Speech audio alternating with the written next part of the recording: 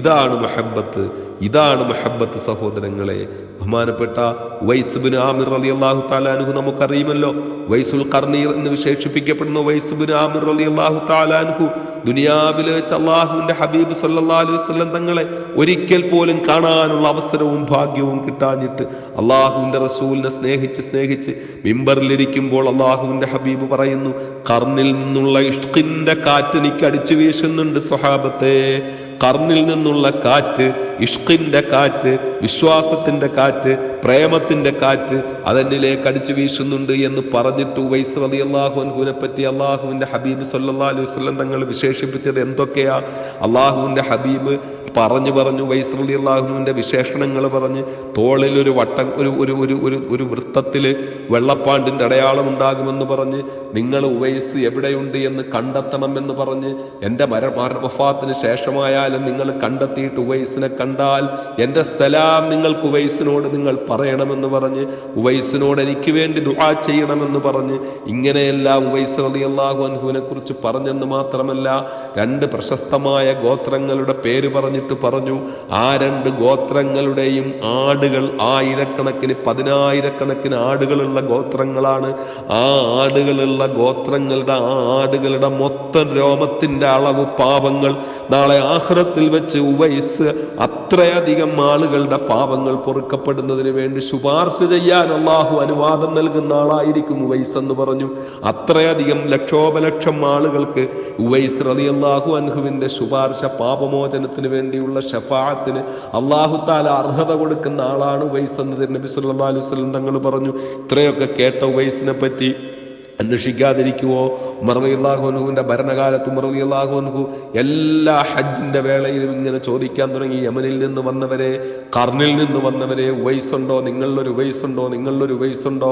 അവസാനം യമനിൽ നിന്ന് വന്നവർ പറഞ്ഞു, അങ്ങ് തേടുന്നത് പോലെ ഒരു ഉവൈസിനെ കുറിച്ച് നമുക്ക് അറിയില്ല. ഒരു ഉവൈസ് ഉണ്ട്, പക്ഷെ അദ്ദേഹം ഇങ്ങനെ മൃഗങ്ങളെ ഒട്ടകത്ത് മേച്ചുകൊണ്ട് നടക്കുന്ന മനുഷ്യനാണ്. എന്തെങ്കിലും വൃത്തിയൊന്നുമില്ലാത്ത വസ്ത്രം ധരിച്ചുകൊണ്ട്, കീറിപ്പറഞ്ഞ വസ്ത്രം ധരിച്ചുകൊണ്ട് നടക്കുന്ന ആളാണ്. ആ സംഭവത്തിലേക്ക് വിശദമായി പോകുന്നില്ല ഞാൻ. അവസാനം ഉമർ റളിയല്ലാഹു തആല അൻഹു, അലി റളിയല്ലാഹു തആല അൻഹുവും കൂടെ അന്വേഷിച്ച് ഉവൈസ് റളിയല്ലാഹു അൻഹുവിനെ കണ്ടെത്തി. ഉവൈസ് റളിയല്ലാഹു അൻഹു ഒട്ടകങ്ങളെ തീറ്റാൻ വിട്ടിട്ട് നമസ്കരിച്ചു കൊണ്ടിരിക്കുന്ന അവസ്ഥയിലാണ് കാണുന്നത്. ഉവൈസ് റളിയല്ലാഹു അൻഹു നമസ്കരിച്ച് കഴിയുന്നത് വരെ കാത്തു നിന്നു. സലാം പറഞ്ഞു. ഉവൈസ് റളിയല്ലാഹു അൻഹു സലാം മടക്കി. നിങ്ങൾ ആരാണെന്ന് ചോദിച്ചു. ഉവൈസാണെന്ന് പേര് പറഞ്ഞില്ല, അള്ളാഹുവിന്റെ അടിമയാണെന്ന് പറഞ്ഞു. അങ്ങനെ കുറെ ചോദിച്ച് അവസാനം നിങ്ങളുടെ ഉമ്മായും ഉപ്പായും നിങ്ങൾക്കിട്ട പേരെന്താണെന്ന് ചോദിക്കുന്നു. അവസാനം ഉവൈസ് റളിയല്ലാഹു അൻഹുവിന്റെ അടുക്കൽ നിന്ന് ഇത് ഉവൈസാണെന്ന് അവർക്ക് കൃത്യമായി ബോധ്യപ്പെടുന്നു. ഞാൻ ആ ഭാഗത്തേക്ക് വിശദമായി പോകുന്നില്ല. ഉവൈസ് റളിയല്ലാഹു തആല അൻഹുവിനോട് അവസാനം ഓരോ കാര്യങ്ങളും ഇങ്ങനെ ചോദിക്കുന്നു. ഉവൈസ് റളിയല്ലാഹു അൻഹു രക്ഷപ്പെടാൻ നോക്കുകയാണ്, മിണ്ടാതെ അവിടെ ഓടാൻ നോക്കുകയാണ്, പിടികൊടുക്കാതിരിക്കാൻ നോക്കുകയാണ്. ഉവൈസ് റളിയല്ലാഹു അൻഹു ദിവസം 3-4 ഈത്തപ്പഴത്തിന്റെ കുരു ഇടിച്ച് പൊടിച്ചിട്ട് ഭസ്മമാക്കി ആ കുരു മാത്രമാണ് ഭക്ഷിക്കുന്നത്. ഈത്തപ്പഴം ഭക്ഷിക്കില്ല, ഗോതമ്പിന്റെ റൊട്ടി ഭക്ഷിക്കുന്നില്ല, പാല് കുടിക്കുന്നില്ല. ഇങ്ങനെ ജീവിക്കുന്ന, വളരെ ലളിതമായി കീറിപ്പറഞ്ഞ വസ്ത്രം ധരിച്ചുകൊണ്ട് ജീവിക്കുന്ന ഈ മനുഷ്യൻ, അള്ളാഹുവിന്റെ ഹബീബ് സല്ലല്ലാഹു അലൈഹി വസല്ലം തങ്ങൾ ഈ മനുഷ്യനെ കുറിച്ചാണ് പറഞ്ഞത്. ഇദ്ദേഹത്തിനാണ് നാളെ 10,000-കണക്കിന് ആളുകളെ ശഫാഅത്ത് ചെയ്യാൻ അനുമതി കിട്ടുമെന്ന്, കണ്ടു കഴിഞ്ഞാൽ എൻ്റെ സലാം പറയണമെന്ന്, നിങ്ങൾ അദ്ദേഹത്തെ കൊണ്ട് ദുആ ചെയ്യിക്കണമെന്ന്. ഇതെല്ലാം ഇങ്ങനെ സംസാരിക്കുമ്പോൾ ഉവൈസ് രക്ഷപ്പെടാൻ വേണ്ടി ഉവൈസ് ഇബ്നു ആമിർ റളിയല്ലാഹു അൻഹു ശ്രമിച്ചുകൊണ്ടിരിക്കുമ്പോൾ സയ്യിദുനാ ഉമർ റളിയല്ലാഹു അൻഹു ചോദിക്കുകയാണ്, ഉവൈസേ, ഞാനൊന്ന് ചോദിച്ചോട്ടെ, ഇത്രയധികം അള്ളാഹുവിന്റെ ഹബീബ് നിങ്ങളെക്കുറിച്ച് പറഞ്ഞ, അള്ളാഹുവിന്റെ ഹബീബിനോട് ഇത്രയും സ്നേഹമുള്ള നിങ്ങൾ എന്തുകൊണ്ടാ നിങ്ങൾ ഒരിക്കലെങ്കിലും അള്ളാഹുവിന്റെ റസൂലിനെ കാണാൻ വരാതിരുന്നത്? ആ സംഭവമൊക്കെ വളരെ വിശദമായ സംഭവങ്ങളാണ്. തൻ്റെ പ്രിയപ്പെട്ട മാതാവിനെ നോക്കാൻ ആരുമില്ലാതിരുന്നത് കൊണ്ട്, ആ മാതാവിനെ വിട്ടിട്ട് വരാൻ കഴിയാത്തത് കൊണ്ടാണ് ഒരിക്കൽ വന്നിട്ട് റസൂലുള്ളാഹിയെ കാണാൻ പറ്റാതെ പോവുകയും ചെയ്യേണ്ടി വന്നതായി ചരിത്രത്തിൽ കാണാൻ കഴിയുന്നുണ്ട്. എന്തായാലും സയ്യിദ്നാ ഉവൈസ് റളിയല്ലാഹു അൻഹുവിനോടൊരു പരിഭവം പോലെ റസൂലുള്ളാഹിനെ കാണാൻ വരാത്തതിനെ പറ്റി ചോദിച്ചപ്പോൾ ഉവൈസ് റളിയല്ലാഹു അൻഹു ഒരു നിമിഷം ഇങ്ങനെ നിശബ്ദനായി നിന്നിട്ട് ചോദിച്ചു, അള്ളാഹിന്റെ റസൂലിനെ നിങ്ങൾ കണ്ടതാണല്ലോ, നിങ്ങൾ ഒരുപാട് സംസാരിച്ചതാണല്ലോ, ഒരുപാട് സഹവസിച്ചതാണല്ലോ. മഹത്തുക്കളെ, ഞാനൊന്ന് ചോദിച്ചോട്ടെ, ആരോടായി പറയുന്നത്? ഉമറിനോടാണ് പറയുന്നത്, അലിയോടാണ് പറയുന്നത്. ഇതുപോലെ അള്ളാഹിന്റെ റസൂലിനോട് ഇത്രയും അടുത്തിട്ടുള്ള മഹാരഥന്മാരോടാണ് പറയുന്നത്. റസൂലുള്ള എനിക്ക് ശേഷം ഒരു നബി ഉണ്ടാകുമായിരുന്നു എങ്കിൽ ആ നബി ഉമറാകുമായിരുന്നു എന്ന് പറഞ്ഞ ആ ഉമറിനോട് എനിക്ക് ശേഷം പ്രവാചകനില്ല, അങ്ങനെ ഉണ്ടാകുമായിരുന്നെങ്കിൽ ഉമറാകുമായിരുന്നു എന്ന് പറഞ്ഞ ഉമറാണ് മുമ്പിൽ നിൽക്കുന്നത്. മറ്റൊന്ന് അലിയാണ്. എല്ലാ 10,000-കണക്കിന് സ്വഹാബത്തിന്റെ മുന്നിൽ വെച്ചിട്ട്, അബൂബക്കർ ഉമറും എല്ലാം നിൽക്കുന്ന സദസ്സിൽ വെച്ചിട്ട് അലി റളിയല്ലാഹു അൻഹുവിനെ പരിചയപ്പെടുത്തിയതാണ്, ഞാൻ ഈ അലിയുടെ മൗലയാണ്, ഈ അലി നിങ്ങളുടെ എല്ലാം മൗലയാണ് എന്ന് പറഞ്ഞ് റസൂലുള്ളാഹി പരിചയപ്പെടുത്തിയ അലി റളിയല്ലാഹു അൻഹു ആണ്. 10ാമത്തെ വയസ്സിൽ അള്ളാഹുവിന്റെ റസൂലിനോടൊപ്പം നമസ്കാരം തുടങ്ങിയ. മിഅ്റാജിന് ശേഷമാണ് അബൂബക്കർ സിദ്ദീഖ് റളിയല്ലാഹു അൻഹു നിസ്കരിച്ചത്. മറ്റെല്ലാവരും നിസ്കരിച്ചത് മിഅ്റാജിന് ശേഷമാണ്.